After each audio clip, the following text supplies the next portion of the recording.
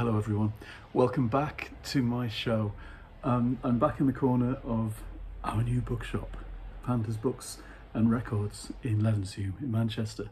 And today I've been sorting out this particular science fiction bookcase, which is full of all kinds of stuff. And I think because it's been ransacked by fans, it was a bit messy, so I've been tidying up and finding things. This copy is better than the one I've got. I bought my copy of the Star Trek Compendium in 1984 in Darlington, I think, when I first got into Star Trek and was reading the James Blish books. And that was a revelation. All the little black and white photos. I was just telling Jeremy. These tiny, tiny photos, which look ridiculous now, that they would be exciting. But they were so evocative of, even then, a show that seemed a long time ago to me, because I'd seen it when I was tiny. Anyway, in science fiction, there's a nice mix of stuff. It's something I'd like to specialise in, science fiction and fantasy, or planets and monsters, I think I would call the section that covers science fiction, fantasy and horror all in one. I think planets and monsters really suit what I'd set out to achieve, I think. There are pulp things here I've never heard of. There was one with a ridiculous cover that I took through there to take a photo of. I have this idea that I want to make greetings cards somehow out of pictures of pulp fiction, if I can. Lots of Star Trek as well. I've kind of got too many Star Treks at home, so I think I'll be bringing in a whole bunch of mine. I don't know if I could bear to part with Doctor Who's, some of them perhaps. There's a whole bunch of the Gallant's Masterworks as well, which is good. There's a whole lot of Moorcocks that I hadn't seen before.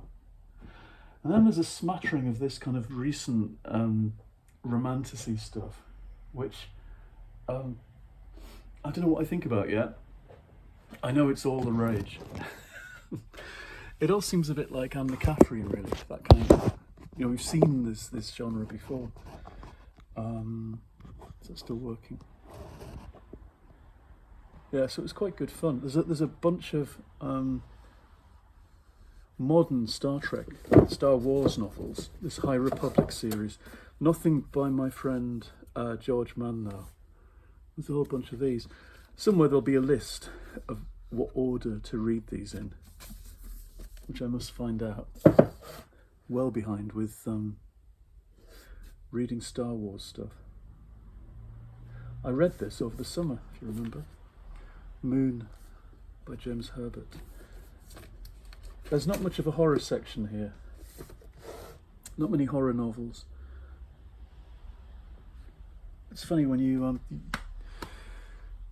kind of move in and realise that there are gaps and there are things that we need to get, like horror.